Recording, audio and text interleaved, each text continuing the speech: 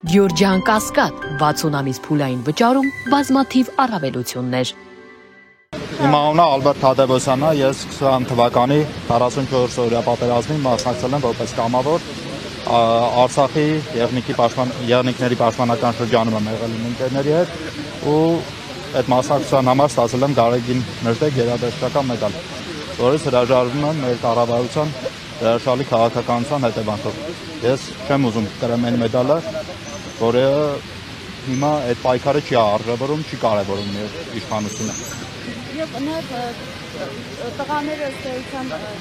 որոշակի վտանգի առաջել են, որովհետև Ադրբեջանը պահանջ է դնում հանձնել այն բոլոր անձանց, ովքեր պատերազմների ընթացքում Արցախի համար կռիվ են, հա։ Ադրբեջանը անընդհատ ինչ-որ պահանջներ է առաջ մղելու, քանի դեռ մեր իշխանությունը ցանկացած հաջորդ պահանջի առանց ինչ-որ խնդիր, առանց ինչ-որ դիմադրության ամեն ինչին համաձայնվում է։ Դա սկիզբն է, հələ մենք շատ երկար պահանջների ցանկ ենք ստանալու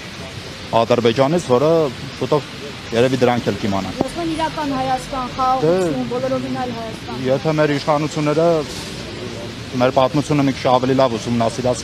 լինեին, կիմանային, որ վերջի մի քանի 100 տարիներ մենք փորձել ենք ապրենք թուրքերի հետ միասին